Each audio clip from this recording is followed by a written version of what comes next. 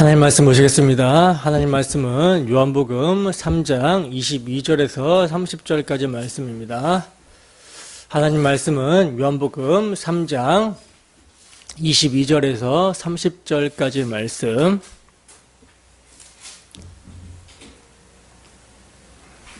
다 찾으셨으면 함께 한 목소리로 합독하도록 하겠습니다. 시작. 그 후에 예수께서 제자들과 유대 땅으로 가서 거기 함께 유하시며 세례를 베푸시더라. 요한도 살렘 가까운 에논에서 세례를 베푸니 거기 물이 많음이라. 그러므로 사람들이 와서 세례를 받더라. 요한이 아직 옥에 갇히지 아니하였더라. 이에 요한의 제자 중에서 한 유대인과 더불어 정결의식에 대하여 변론이 되었더니 그들이 요한에게 가서 이르되 랍비여, 선생님과 함께 요단강 저편에 있던 이 곧 선생님이 증언하신 이가 세례를 베풀매 사람들이 다 그에게로 가더이다. 요한이 대답하여 이르되 만일 하늘에서 주신 바 아니면 사람이 아무것도 받을 수 없느니라. 내가 말한 바 나는 그리스도가 아니요 그의 앞에 보내심을 받은 자라고 한 것을 증언할 자는 너희니라. 신부를 취하는 자는 신랑이나 서서 신랑의 음성을 듣는 친구가 크게 기뻐하나니 나는 이러한 기쁨으로 충만하였노라. 그는 흥하여야 하겠고 나는 쇠하여야 하리라 하니라. 아멘. 잠깐 기도하겠습니다. 사랑하는 하나님 아버지, 이 시간은 주의 말씀을 듣는 시간입니다. 주 성령께서 이 시간 주의 말씀을 사용하셔서 성령의 불로 우리의 모든 죄악들을 태우시고 우리를 구원하신 예수 그리스도를 온전히 바라볼 수 있도록 인도하여 주시옵소서. 하나님, 부족한 사람이 주의 말씀을 들고 섰습니다. 저의 자치는 십자가 뒤로 감춰주시고 우리 주 예수 그리스도의 피 흘리심을 의지하여 강단에 섰사오니 담대하게 주의 복음을 선포하게 하시고 전하는 자나 듣는 자나 한 성령 안에서 주의 복음으로 말미암아 감사하고 기뻐하며 하나님을 예배할 수 있는 심령 될 수 있도록 주께서 함께하여 주시옵소서. 감사드리며 거룩하신 예수님 이름으로 기도드립니다. 아멘.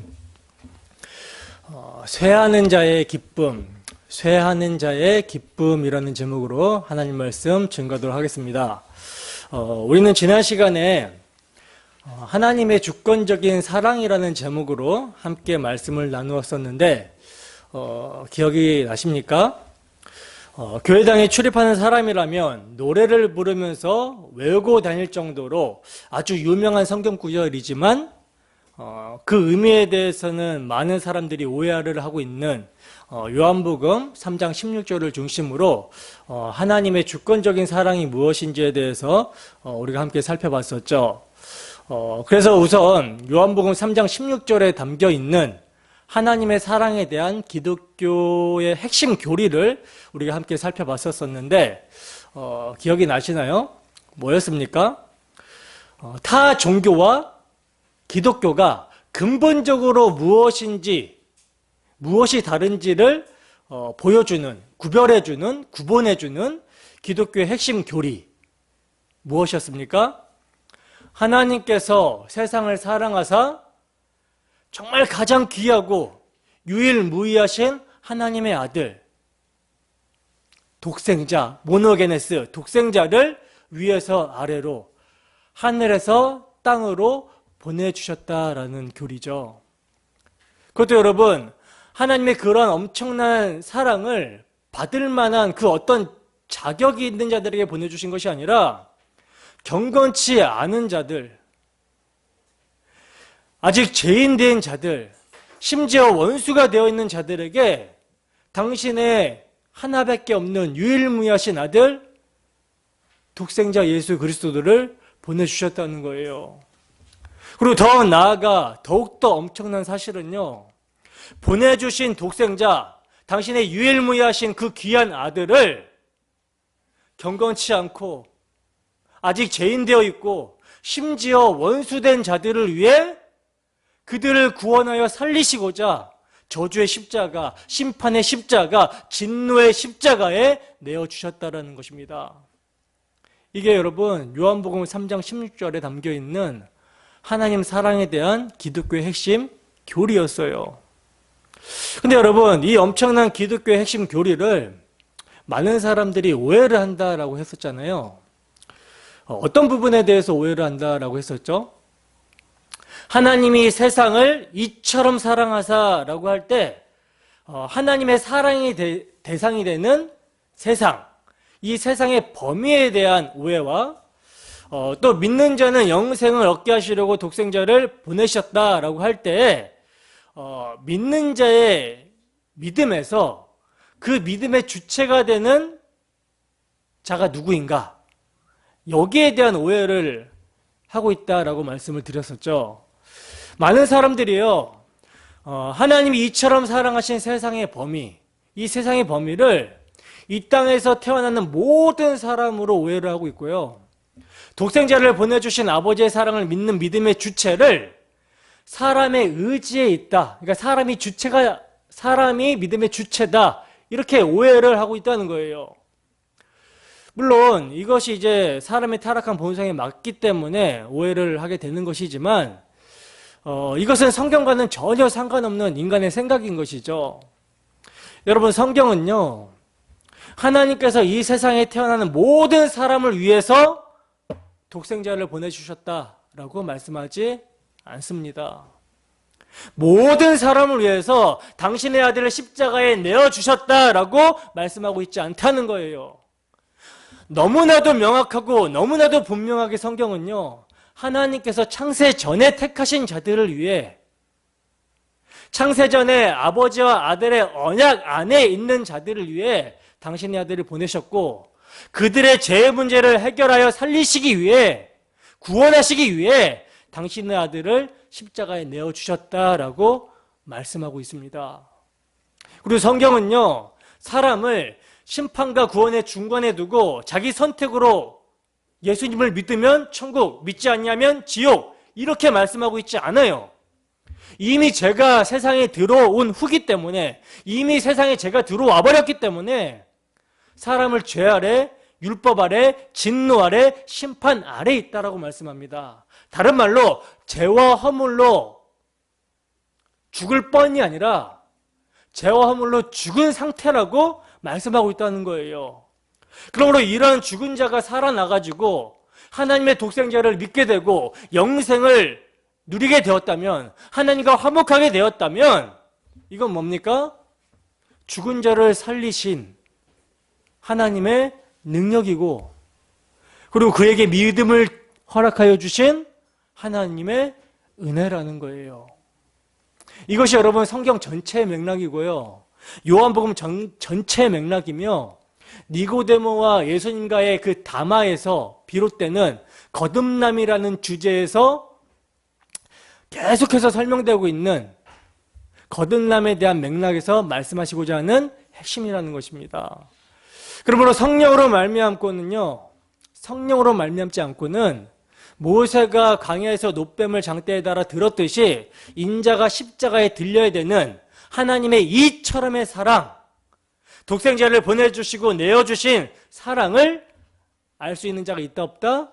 없다는 것입니다. 오직 성령께서 이를 알게 해주실 때 죄인 중에 계수인 우리를 위해 독생자를 보내주신, 십자가에 내어주신 아버지의 사랑을 알게 된다는 거죠.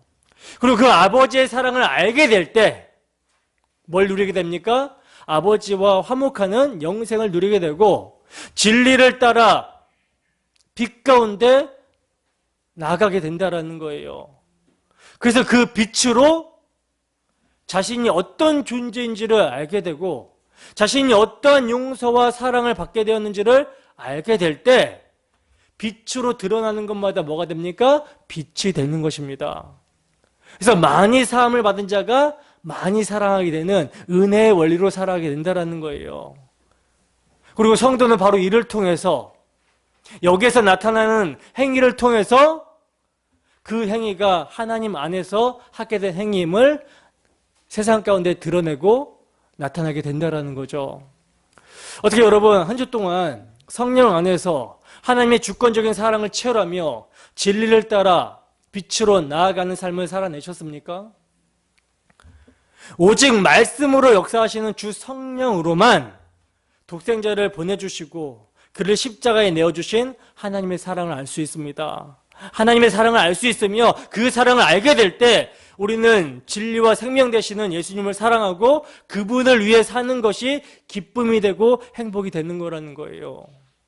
그러므로 이 시간 지혜와 계시의 영이신 주 성령께서 말씀을 통해 충만함으로 함께 해주시기를 소원합니다.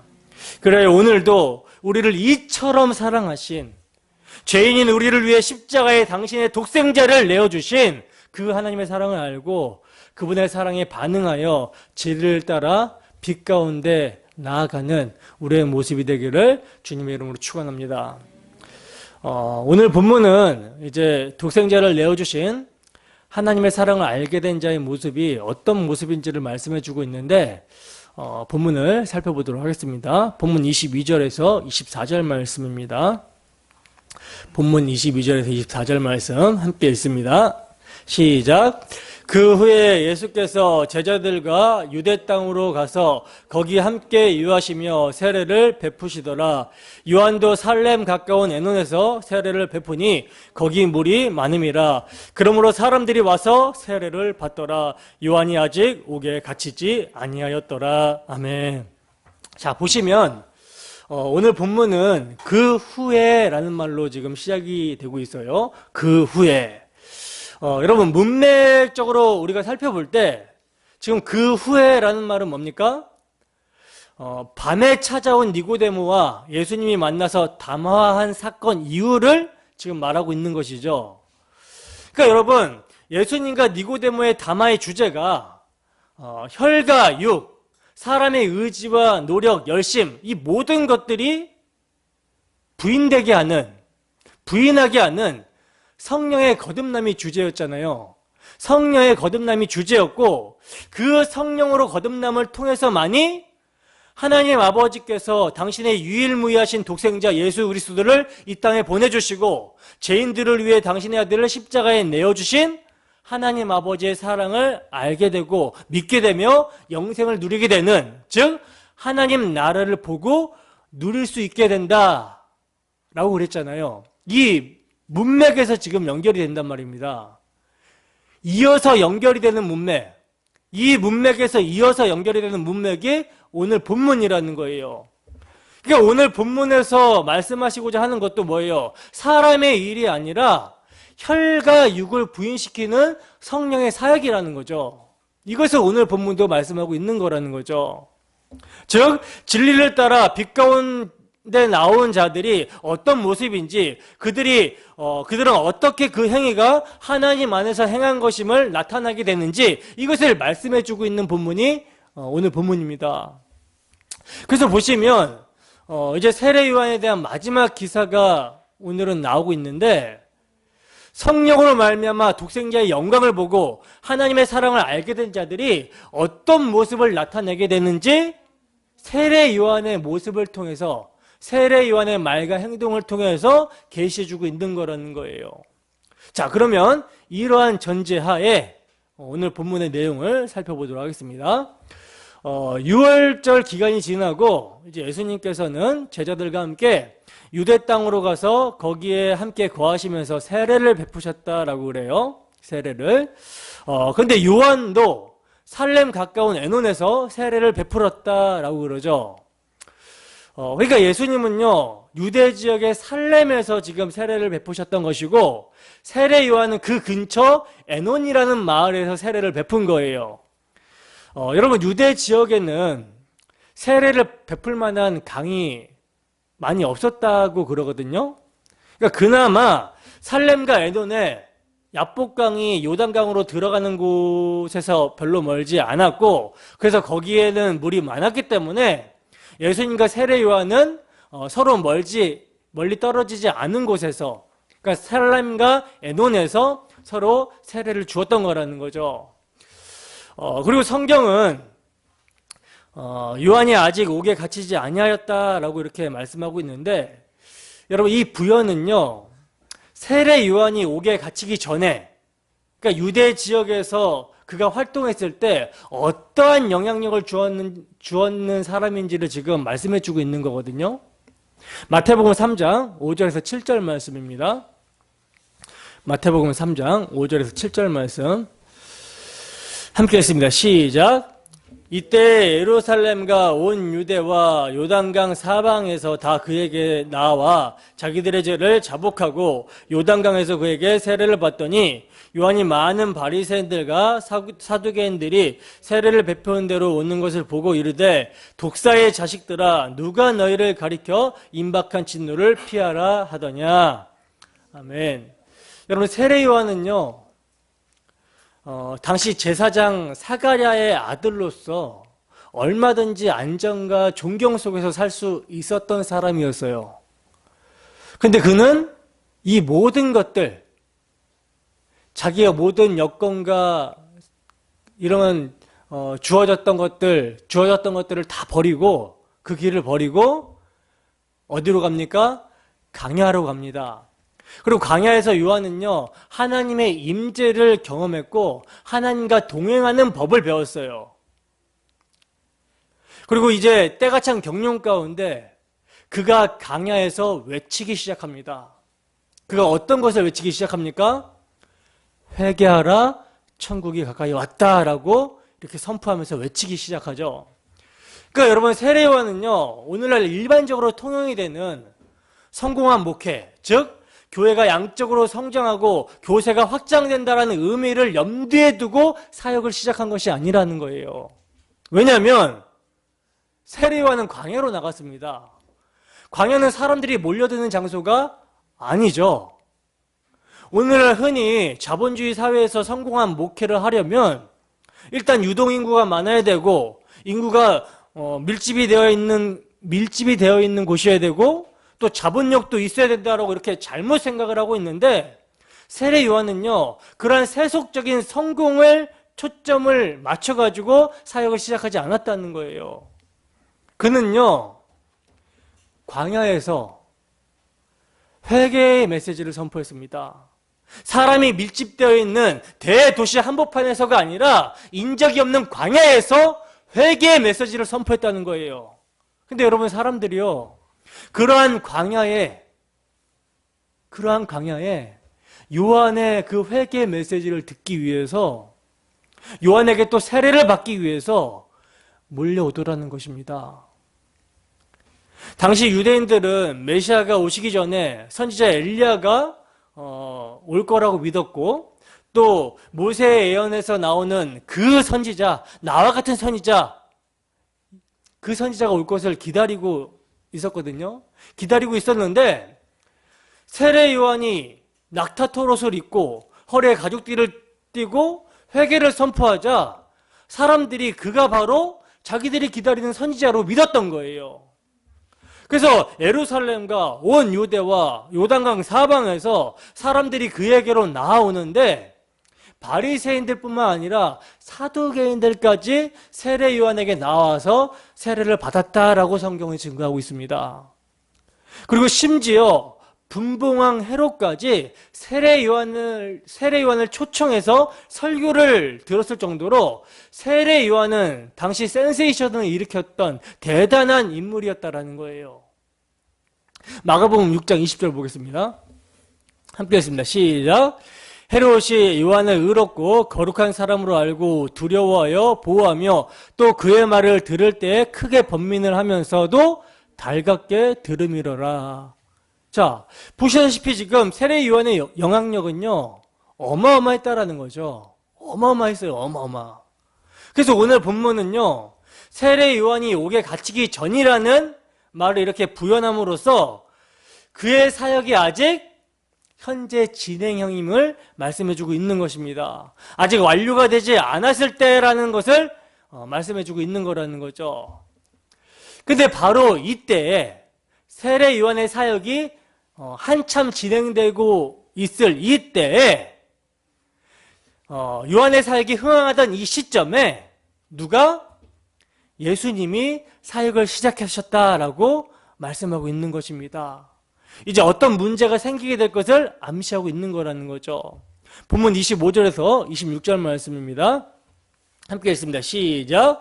이에 요한의 제자 중에서 한 유대인과 더불어 정결 예식에 대하여 변론이 되었더니 그들이 요한에게 가서 이르되 랍비여, 선생님과 함께 요단강 저편에 있던 이 곧 선생님이 증언하시던 이가 세례를 베풀매 사람들이 다 그에게로 가더이다. 아멘.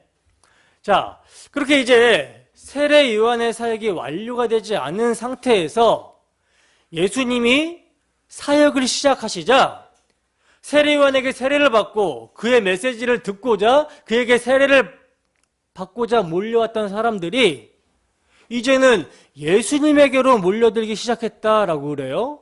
그죠? 그리고 바로 그쯤에 어떤 한 유대인과 세례 요한의 제자 중 하나가 정결 예식에 대하여 토론을 하게 된 거예요. 그러니까 여러분, 이 토론은 의식을 중요시 여기는 유대인들 사이에서 세례 요한의 세례가 진짜냐, 나으냐, 아니면 예수의 세례가 진짜냐, 이게 더 나으냐, 라는 이제 의문을 가지고 하게 된 토론이었다라는 거죠. 그리고 이제 이러한 변론, 이러한 토론을 본 세례 요한의 제자들이 이를 이제 못마땅하게 여기며 자기 스승인 세례 요한에게 가서 이렇게 말하는 거예요. 선생님, 지금 당신을 쫓던 사람들이 요단강 저편에 있는 곧 선생님이 증언하시던 자에게 사람들이 다 몰려가고 있습니다. 이렇게 볼멘 소리로 세례 요한에게 보고를 하고 있다는 거죠. 여러분, 우리는 세례 요한의 제자들에게서 무엇을 지금 볼 수 있습니까? 무엇을 볼 수 있죠? 성령으로 거듭나지 않아서 아버지의 사랑을 알지 못한 자들의 죄성이 무엇인지를 볼 수가 있다는 거죠. 여러분, 하나님의 말씀을 불신하고 반역하여 선악과 따먹고 스스로 하나님처럼 되어버린 자들의 특징은요, 하나님으로부터 독립하여 스스로 주체가 되어버린 자들의 특징은 우주의 중심이 자기 자신이에요. 즉, 범죄한 아담 군상들은요, 저마다 세상에서 자기가 중심적인 위치에 있고자 합니다. 있고 싶어 한다는 거예요. 각자 자신이 속한 집단에서 또한 자신이 활동하는 삶의 범위에서 중심적인 인물로 대우받고 싶어 한다는 거죠. 그래서 뭘 좋아합니까? 남들이 나를 기억해주고 알아준다라는 것으로 흐뭇해하고 기뻐한다라는 거죠. 우리는 이러한 모습을 예수님의 제자들에게서도 볼 수가 있는데 마태복음을 보겠습니다. 마태복음 20장 20절에서 21절 말씀, 마태복음 20장 20절에서 21절 말씀 함께 읽습니다. 시작. 그때 세베대의 아들의 어머니가 그 아들들을 데리고 예수께 와서 절하며 무엇을 구하니 예수께서 이르시되 무엇을 원하느냐 이르되 나의 이 두 아들을 주의 나라에서 하나는 주의 우편에 하나는 주의 좌편에 앉게 명하소서. 아멘. 자, 마가복음 10장 35절에서 37절 말씀도 보겠습니다. 함께 읽습니다. 시작. 세베대의 아들 야고보와 요한이 주께 나와 여짜오되 선생님이여 무엇이든지 우리가 구하는 바를 우리에게 하여 주시기를 원하옵나이다. 이르시되 너희가 무엇을 원하여 주기를 원하느냐 여짜오되 주의 영광 중에서 우리를 하나는 주의 우편에 하나는 좌편에 앉게 하여 주옵소서. 아멘. 보시면 여러분, 마태복음에서는 세베대의 아들의 어머니가 예수님에게 자신의 두 아들 야고보와 요한을 하나는 주의 나라의 우편에 하나는 주의 나라의 좌편에 앉게 해달라고 이렇게 절하면서 구하고 있고요. 마가복음에서는 뭡니까? 야고보와 요한이 직접 주님께 구하고 있죠. 주의 영광로에서 하나는 주의 우편에 하나는 주의 좌편에 이렇게 앉게 해달라고 요청을 하고 있는데, 뭐 요청하는 어머니나 요청하는 그 아들들 야고보나 요한이나 예수님의 제자라고 하는 집단에서 중심적인 위치에 앉고 싶어 하고 있는 거예요. 그리고 이로 인해서 뭐가 일어납니까? 제자들끼리 싸움이 일어나게 되죠. 그러니까 서로 자기가 중심적인 위치에 앉고 싶어 하고 있는 것입니다. 여러분, 앞서 문맥이 어떤 문맥인지 아십니까? 지금 우리가 읽은 말씀의 앞선 문맥이요, 예수님께서 제자들에게 당신 십자가 지실 거, 인자가 고난을 받고 죽은 지 사흘 만에 다시 살아날 것을 설명하시고 가르치는 문맥이에요. 그들에게 십자가를 설명하셨음에도 불구하고 제자들은요, 하나님 나라를 어떻게 보고 있습니까? 세상 나라로 생각을 하고 있다는 거죠. 바로 여러분, 이처럼 자신이 중심적인 위치에 있고 싶어하는 죄성으로 인해서 뭐가 발생합니까? 남이 나보다 높아지고 또 그로 인해서 자기가 소외될 때 남에 대한 시기와 질투와 미움이 생기는 거예요. 저주가 나오게 되는 거라는 거죠.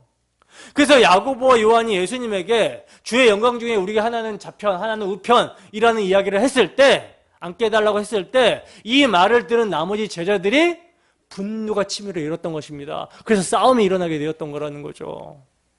마찬가지로 오늘 본문에서 세례 요한의 제자들이 요한에게 선생님을 따르는 자들이 다 선생님이 증언했던 자에게로 간다라는 불만을 섞인 보고를 한 것도요, 경쟁으로부터 비롯되는 시기와 질투에서 하고 있는 말이라는 거예요. 여러분 보세요. 세례 요한의 제자의 입장에서는요, 그들은 요한을 어떻게 보고 있습니까? 요한을 중심적인 인물로 보고 있기 때문에, 그러니까 그들에게 요한이 중심적인 인물이 됨으로써 그를 따르는 자신들 역시 같은 대우를 받게 된다라고 여기고 있어요. 그렇기 때문에 자기 스승이 다른 사람에게 밀리는 것을 볼 때 참을 수가 없었던 거라는 거죠. 더군다나 예수라는 사람보다 자기 스승인 세례 요한이 세상에 먼저 나온 사람이고, 또 세례 역시 예수보다는 자기 스승이 먼저 베풀고 있었던 선배인데, 이를 제끼고 군중들이 후발주자인 예수에게 몰려가는 것을 볼 때 도저히 참을 수가 없었던 것입니다. 여러분, 이러한 세례 요한의 제자들의 심정을 우리 역시 충분히 이해할 수 있지 않습니까? 예를 들어 여러분, 주유소가 두 개가 있어요. 두 개가 있는데 리터당 가격이 똑같다고 생각해 보세요. 근데 이 두 주유소 중에 먼저 기름을 판 곳이 아니라 나중에 생긴 곳에 사람이 막 몰려가는 거예요. 그러면 먼저 있던 곳의 사장의 심정이 어떨까요? 리터당 가격은 똑같은데 이렇게 한 주유소만으로 사람이 몰릴 때 다른 주유소 사장의 심정이 어떨지 우리가 생각해 본다면, 헤아려 본다면 세례 요한의 제자들의 불만을 충분히 이해할 수 있는 것이고, 오늘 우리들이 본성적으로 내뱉는 불만이 무엇인지를 알 수가 있는 것이죠. 여러분, 요한의 제자들이 스승인 요한에게 다 그에게로 가되이다 라고 말한 것은요, 자기 스승이 증거하던 예수라는 사람으로 인해서 세례 요한이 사람들 사이에서 소외가 되고 인기가 추락하고 있음을 의미하는 것이며, 그를 따르는, 요한을 따르는 자기들도 인기가 추락하고 있다는 것을 말하는 거예요. 그래서 분노가 일어나고 시기가 일어났던 것입니다. 근데 사실 여러분, 우리도요, 세례 요한의 제자들과 별 다를 바가 없죠.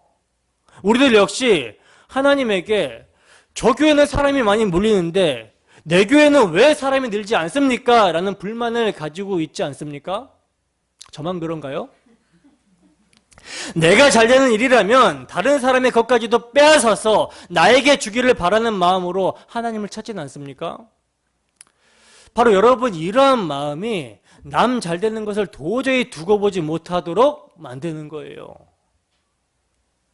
한 성령과 한 세례와 한 중보자와 한 하나님을 섬기는 그리스도의 교회라고 말하면서도, 똑같이 복음을 전하는 교회라고 하면서도, 어느 교회는 사람이 많이 모이고 똑같이 유튜브를 통해서 복음을 전하는데도 어떤 교회는 구독자가 매일 늘고 또 이를 통해서 새로 입교하는 사람들이 늘어난다면 어떤 마음이 들까요?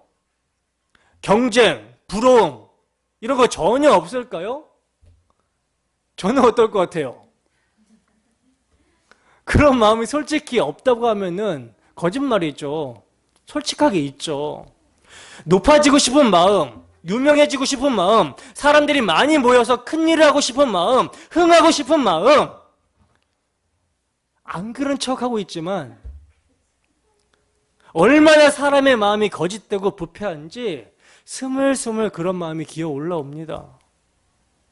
모든 사람이 남과 비교하여 우위를 섬점했을 때 그것을 기뻐하는 죄성이 있다라는 거예요. 그리고 이것이 충족되지 못했을 때 시기하면서 질투하는 그런 분한 마음이 사람에게 있다라는 것입니다. 근데 여러분 이게 뭐예요? 혈과 육이라는 거죠. 이러한 모습을 성령께서 죄라고 하시고 부인시키시는 것입니다. 그러므로 성경은요, 세례 요한의 제자들의 모습을 통해서 우리가 부인해야 되는, 우리가 십자가에 못 박아야 되는 우리의 옛사람의 모습이 무엇인지를 보여주시고 있는 것입니다. 그렇다면 반대로 성령이 임한 자의 모습은 어떤 모습인가? 오늘 본문은 이 모습도 보여주고 있거든요. 본문 27절에서 29절입니다. 함께 했습니다. 시작. 요한이 대답하여 이르되 만일 하늘에서 주신 바 아니면 사람이 아무것도 받을 수 없느니라. 내가 말한 바 나는 그리스도가 아니요 그의 앞에 보내심을 받은 자라고 한 것을 증언할 자는 너희니라. 신부를 취하는 자는 신랑이나 서서 신랑의 음성을 듣는 친구가 크게 기뻐하나니 나는 이러한 기쁨으로 충만하였노라. 아멘. 자, 보시면 지금 제자들의 말에 대해서 세례 요한은 어떤 반응을 보이고 있죠? 어떤 반응을 보이고 있습니까? 여러분, 우리는요, 성령께서 지금 세례 요한의 말을 통해 진리를 따라 빛 가운데 나온 자들의 모습이 어떤 모습인지를 계시하고 있음에 주목을 해야 되는 거예요. 그러므로 그리스도인으로서 성령을 따라 사는 것이 무엇인지를 알아야 된다는 거죠. 우선 여러분, 세례 요한은요, 제자들에게 하늘에서 주신 바가 아니면 사람이 아무것도 받을 수 없다라는 말을 합니다. 그러니까 지금 세례 요한이 이런 말을 하는 것은 뭡니까? 자신에게 주어진 거룩한 건의나 사명들, 자신이 하고 있는 모든 사역이 하늘로부터 주어진 것이다 라는 뜻이죠. 근데 자신에게 하늘로부터 주어진 거룩한 건의와 사명은 하늘로부터 오실 그리스도를 증거하기 위한 목적으로 주어졌다라는 거예요. 그렇기 때문에 사람들이 자신에게 왔던 것 역시도 뭡니까? 하나님이 사람을 자신에게 보내신 것인데 그것은 사람의 힘을 규합하여 내 사람으로 만들라는 것이 아니라 그들을 장차 하늘로부터 오실 그리스도에게 인도하라는 하나님의 뜻을 세례 요한은 잘 알고 있었던 거라는 거죠. 그래서 세례 요한은요, 자신은 그리스도가 아니라 그의 앞에 보내심을 받은 자라고 한 것을 증언할 자는 너희다라고 하는 거예요. 그러니까 요한은 자신의 사명이 자기에게 왔던 사람들을 그리스도에게, 예수에게로 인도하고 자신은 사라지는 것이다 라고 말을 하고 있는 거라는 거죠. 여러분, 성령이 임하여 빛이 되시는 그리스도를 알아보고 그를 증언하는 자의 모습이 어떤 모습인지 잘 아시겠죠? 아시겠습니까? 세례 요한은요, 자신이 세상에 존재하는 이유, 자신이 해야 될 일에 대해서 분명하게 알고 있습니다. 그리고 그 행위를 분명하게 자신의 말로 나타내고 있어요. 여러분, 오늘날 우리도 마찬가지입니다. 성령이 임했다면 세례 요한과 같이 우리가 이 세상에 존재하는 이유, 자신이 해야 될 일에 대해서 분명하게 알고 있어야 된다는 거예요. 나 자신이 무엇 때문에, 무엇을 위해서 세상에 존재하고 있는지에 대해서 성경적 가치관과 기준을 가지고 분명히 알고 있어야 되는 것입니다. 특히 그리스도의 복음을 교회 안에서 선포하고 그리스도의 피 아래에 있는지 감독하는 목사는요, 더욱더 세례 요한과 같은 사고방식으로 굳건히 서 있어야 되는 것이죠. 이를 위해서 여러분들은 저를 위해서 기도해 주셔야 되는 거예요. 목사는요, 여러분, 자신이 담임하는 교회로 모이는 사람들을 볼 때마다 이 사람들이 나의 힘, 나의 세력이 아니라 하나님께서 그리스도에게로 인도하라고 나에게 보낸 사람들이라는 사명감이 있어야 되는 것입니다. 내 교회, 내 교인이 아니라 그리스도의 피 아래 그리스도께 인도하라고 하나님께서 보낸 사람이라는 사실을 늘 인식하고 있어야 된다는 거예요. 그러므로 여러분, 목사는요, 자신에게 보내어진 사람을 예수에게로 인도하고 자신은 사라지는 것이 당연한 것입니다. 그러나 요즘 교회의 세태를 보면 내 교인 만들기에 혈안이 되어 있는 것 같아요. 교인 수 늘리기에 급급해가지고 인본주의적인 방법을 총동원하여 전독 프로그램을 만들어냅니다. 세상의 마케팅 전략을 사용하여 복음을 끼어 팔고 있어요. 그리고 한 번 내교인이 된 사람은 다른 곳에 빼앗기지 않으려다 보니까 점점 사람의 비위를 맞추려고 애쓰게 됩니다. 그래서 건징도 못해요. 혹시 속상해서 교회 떠나갈까봐 건징도 못하는 그런 모습이 되어버렸어요. 그러니 교회의 거룩성은 사라지게 되고 그리스도의 피를 모르는 자들이 난무하게 되는 것이죠. 그래서 과연 이러한 모습에서 사람을 예수에게로 인도하고 자신은 사라지는 요한과 같은 사명을 볼 수 있습니까? 과연 오늘날 교회가 자신의 사명이 무엇인지를 아는지, 그리고 무엇이 기쁨이 되고 있는지 정말 궁금합니다. 아니, 오늘날 교회에 속한 우리는 우리의 사명을 진정 알고 있습니까? 여러분들은 진정 우리의 사명을 알고 있습니까? 우리에게 무엇이 진정으로 기쁨이 되고 있습니까? 무엇이 즐거움이 되고 있습니까? 성령이 충만한 세례 요한은요, 신부를 취하는 자는 신랑이나 서서 신랑의 음성을 듣는 친구가 크게 기뻐하나니 나는 이러한 기쁨으로 충만하다라고 말씀합니다. 여러분, 유대인들의 혼인 간습 중에 특이한 것이 여러 가지가 있지만 그 중에서도 특이한 것은 신랑의 친구의 역할이거든요. 신랑의 친구의 역할. 유대인들의 혼인 예식에서 신랑의 친구의 역할은 대단히 중요한데, 신랑의 친구는요, 신부를 소개하는 것부터 시작해서 결혼식을 주관하고 혼인 예식 날에 신부의 방 앞을 지키다가 신랑이 오면 기쁘게 신랑의 그 자리를 내어주는 역할을 했어요. 그러니까 세례 요한은 바로 자신의 신랑의 친구로 비유하며 신부를 취할 신랑을 소개하는 기쁨으로 나는 충만하다라고 말하고 있는 거라는 거죠. 그러니까 진짜 주인공은 내가 아니라 예수님이지 자신은 아니라는 거예요. 그러므로 그 신랑에게 가는 사람들을 보면서 신부를 취하는 신랑을 보면서 신랑의 음성을 듣는 것으로 세례 요한은 크게 기뻐하고 있는 것입니다. 자신은 이러한 기쁨이 충만하다라고 하는 거예요. 여러분, 우리에게 이러한 기쁨이 있습니까? 우리의 삶에 살든지 죽든지 그리스도가 존귀하게 여겨지는 기쁨, 그리스도를 가리키는 손가락으로 사는 기쁨, 나는 없고 그리스도가 드러나는 기쁨, 그리스도를 증거하는 삶을 사는 그 자체로 오게 되는 기쁨, 이런 기쁨이 있습니까? 여러분, 우리의 혈과 육은요, 언제나 자기중심적이에요. 그래서 혈과 육의 기쁨은 내가 중심이고 내가 잘 되는 것에 있습니다. 나를 중심으로 내가 속한 곳이 잘 되고 흥해야 된다는 거죠. 그러나 성령으로 거듭난 사람은 그 내가가 부인되는 것입니다. 모든 시선을 그리스도께로 두며 그리스도가 중심이 되는 것으로 기뻐하는 거예요. 여러분, 제가 밴드에 올린 제 스승님의 영상을 보셨는지 모르겠습니다. 보셨나요? 90세 가까이 되시는 노 목사님이 외치시는 그 간절한 소원의 절규, 외침이 무엇이었습니까?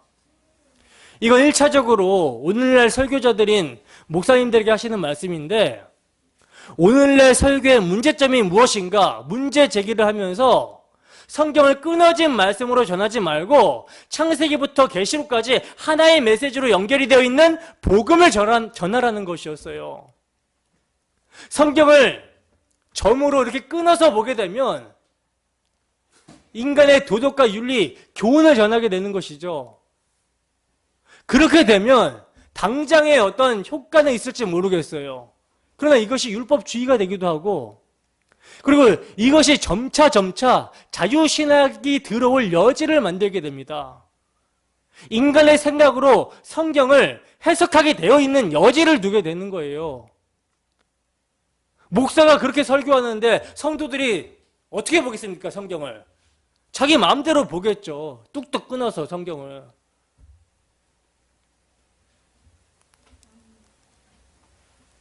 오늘날 기독교가 이렇게 힘이 약해진 이유도, 복음의 야성을 잃어버린 이유도 여기에 있다라고 저는 봐요.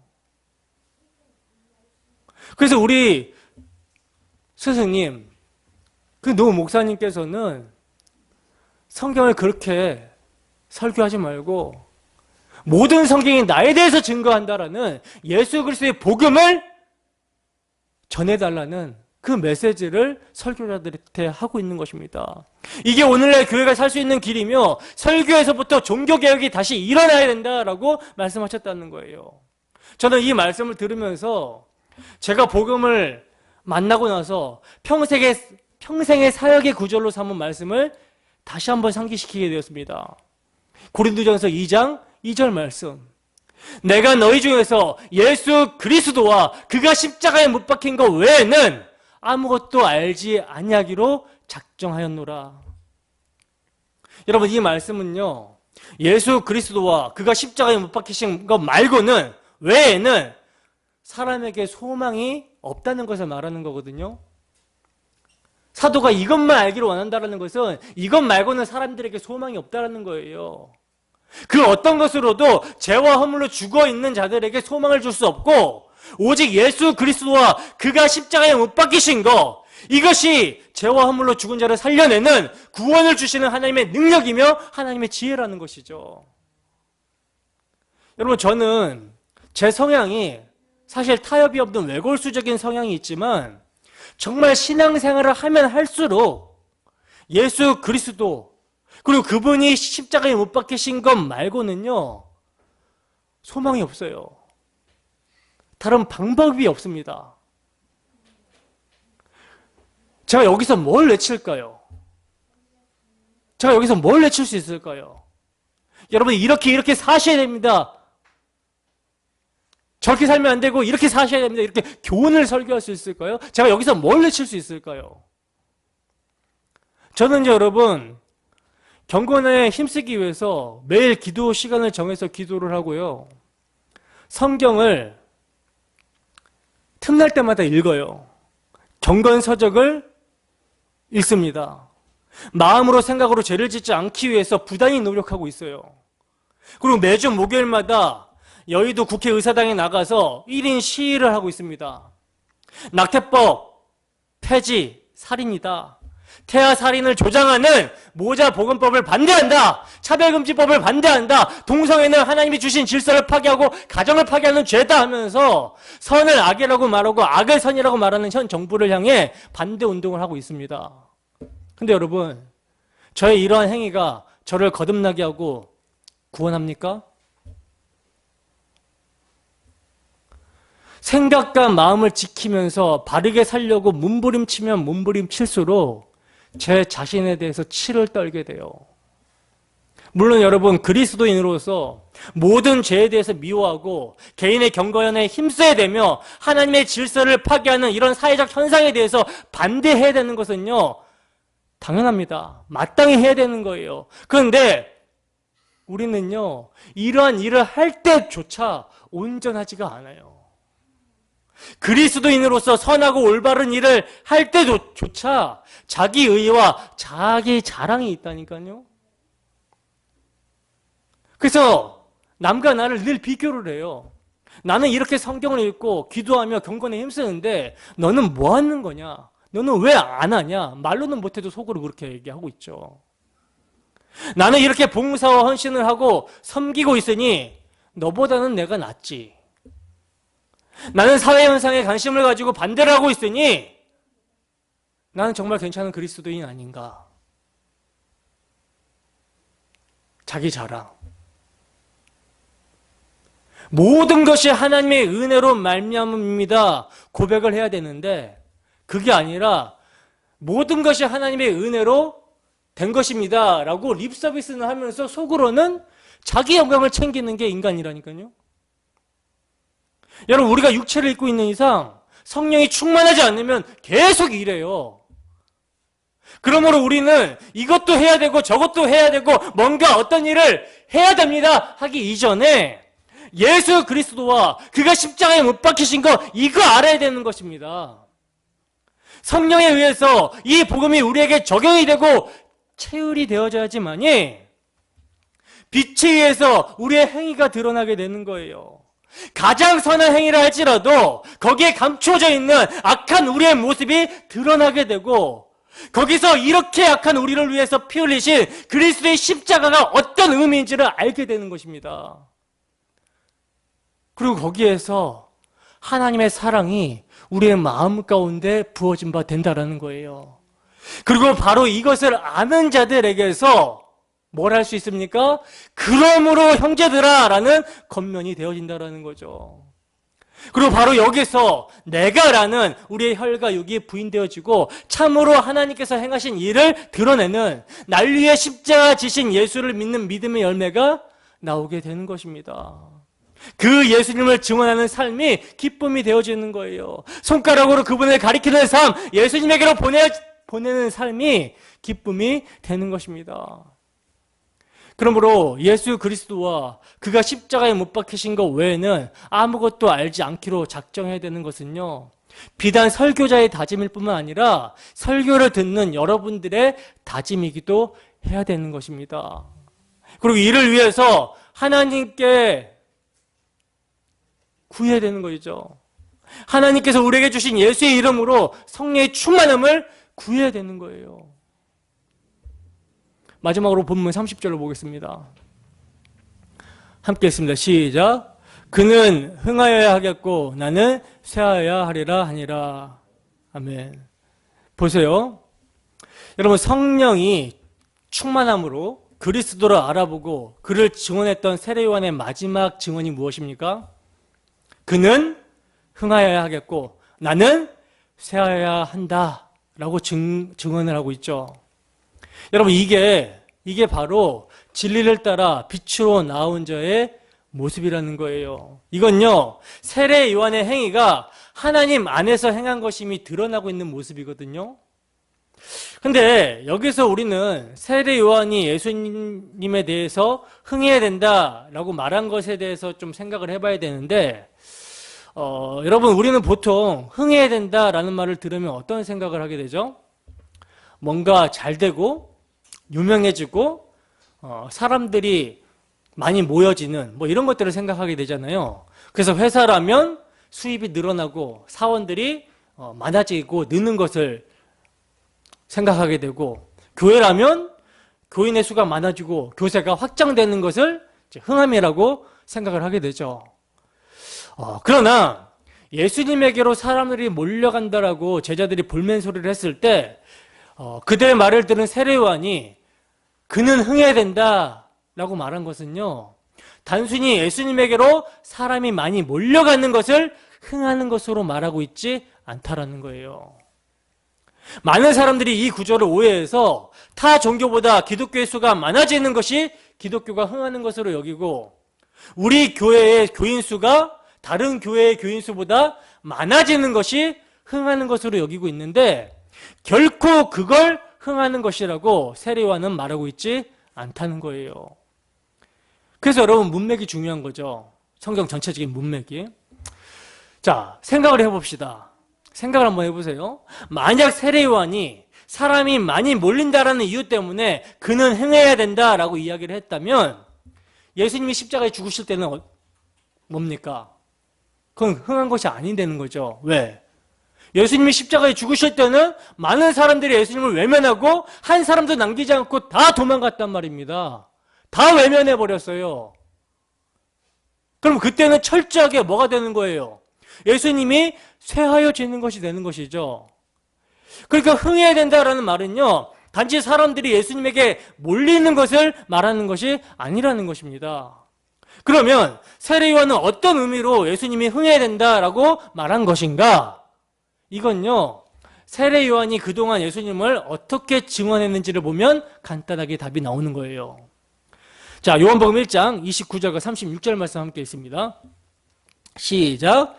이튿날 요한이 예수께서 자기에게 나오심을 보고 이르되 보라, 세상 죄를 지고 가는 하나님의 어린 양이로다. 예수께서 건니심을 보고 말하되 보라, 하나님의 어린 양이로다. 아멘. 보시면 여러분, 세례 요한은요, 예수님을 뭐라고 증언합니까? 세상 죄를 지고 가는 하나님의 어린 양이다 라고 증언을 하고 있죠. 그러니까 세례 요한이 말한 예수님의 흥함은요, 모든 사람이 그 어린 양, 죄인들의 죄를 지고 십자가에서 피 흘리실 그 어린 양 그리스도에게로 가야 한다라는 것을 의미하는 거였어요. 이게 흥함이에요. 그래서 단 한 사람도 자신을 바라봐서는 안 되고, 자신에게 나와서도 안 되고, 자신의 사람이 되어서도 안 되며, 오직 그리스도를 바라보고, 자신의 죄를 깨닫고 오직 그리스도를 바라보고 그리스도에게로 나아가야 된다라는 것이었습니다. 이것이 바로 그리스도가 흥하여야 된다라는 말의 의미였던 것이죠. 그리고 바로 이것이 하나님 안에서 행한 것임이 드러나는 성도의 모습이어야 된다라는 거예요. 이게 세례요한뿐만 아니라 성도의 사명이라는 것이죠. 여러분, 예수님은 택하신 자들을 구원하시는 흥하시는 길로 어떤 길을 가셨습니까? 십자가의 길을 가셨습니다. 예수님의 십자가가 그 비참한 죽음이 택하신 자들을 그리스도께 인도하는 예수님의 흥하는 길이었다라는 거예요. 근데 여러분, 그 길은요, 아무도 이해를 하지 못하는 길이었고요, 아무도 도움을 줄 수 없는 길이었어요. 그래서 예수님 홀로 걸어가신 그 흥함의 길이 십자가의 길이었습니다.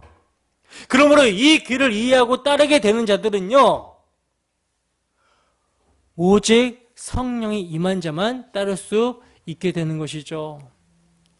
성령이 임한 세례 요한은 바로 이것을 증언했던 것입니다.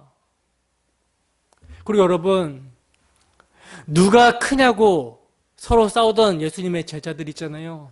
그 제자들에게 성령이 임하고 나니까 어떻게 변합니까? 예수님께서 십자가 지시기 전에는 서로 누가 크니, 내가 크니, 네가 크니 이렇게 다툼하던 그들이 성령이 임하게 되니까 나는 아니요, 왜 나를 주목하느냐고 말하는 자들이 되어버리더라는 거예요. 나의 개인의 권능과 경건의 능력이 아니라고 오직 십자가에 죽으신 주 예수의 이름이 이루신 것이라며 자신의 쇠함과 예수님의 흥함을 전하는 자들이 되더라는 거죠. 예수님의 흥함을 전함으로 설사 능력을 받더라도 이를 즐거워하고 기쁘게 여기는 자들로 바뀌더라는 거예요. 여러분, 그리스도의 오심의 이유는요, 우리의 죄를 대신해서 십자가에 죽으시는 것이었습니다. 그러므로 성령이 임하여 그리스도를 알게 되고 그를 따르게 된 자들은요, 자기의 죄를 아는 것이고 그리스도가 자신의 죄를 담당하심으로 사망에서 구출이 되었음을 아는 자라는 거죠. 바로 그들만이 그리스도를 바라보고 그리스도를 따르게 된다라는 것입니다. 그리고 그들은 나는 세하여지고 그리스도는 흥하게 한다라는 사명으로 그 사명을 감당하는 기쁨으로 살아가게 되는 것입니다. 이게 하나님 안에서 행한 것임이 드러나는 성도의 모습이라는 거예요. 그래서 여러분, 목사는요, 자신에게 보내주신 자들에게 다만 인간이 어떤 존재이며 그리스도가 하신 일이 무엇인지를 가르치는 일에 열중해야 되는 것입니다. 한 사람이라도 그리스도에게로 인도하고 그리스도를 따르도록 하기 위해서 힘써야 된다는 것이죠. 그게 목회자의 사명이에요. 그러므로 목사의 기쁨은 자신의 사람이 많아지는 것에 있는 것이 아니라 정말 한 사람이라도 그리스도의 은혜를 깨닫고 그리스도를 따르게 되는 것을 보게 되는 거, 여기에 있어야 된다는 거죠. 요한이 신랑의 친구로서 신랑의 음성을 듣는 기쁨을 누렸듯이 목회자의 기쁨은 여기에 있어야 된다는 거예요. 그리고 이것은 여러분, 비단 목사뿐만 아니라 모든 성도도 마찬가지입니다. 여러분, 신자는요, 그리스도를 위해서 있는 자예요. 그리스도를 위해서, 내가 아니라 그리스도를 위해서. 그러므로 성도의 삶의 중심은 그리스도지 나 자신이 아닌 것입니다. 근데 우리가 우리 자신이 중심이 됨으로써 나를 위해서 살아가고 있다면, 내 기쁨과 내 영광을 누리려고 한다면, 내 중심적인 자리에서 존재하기 위해서 애를 쓰고 있다면, 이것은요, 자신이 어떠한 은혜와 사랑을 받았는지를 망각한 모습이며 신자의 사명을 잃어버린 모습이라는 것을 우리는 알아야 되는 것입니다. 이게 우리가 부인해야 되고 날마다 십자가에 못 박아야 되는 그리스도와 상관없는 혈과 육이라는 거죠. 여러분, 우리의 모습은 어떤 모습입니까? 성령이 임하여 우리의 모든 행위가 하나님 안에서 행한 것임이 드러나는 삶을 살고 있습니까? 아니면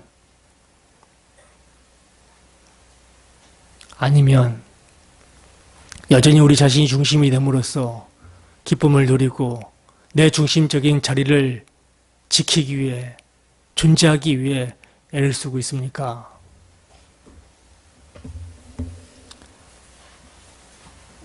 이 시간 말씀을 사용하시는 주 성령의 역사로 이러한 우리의 모습들이 부인되기를 소원합니다. 십자가에 못 박기를 소원합니다.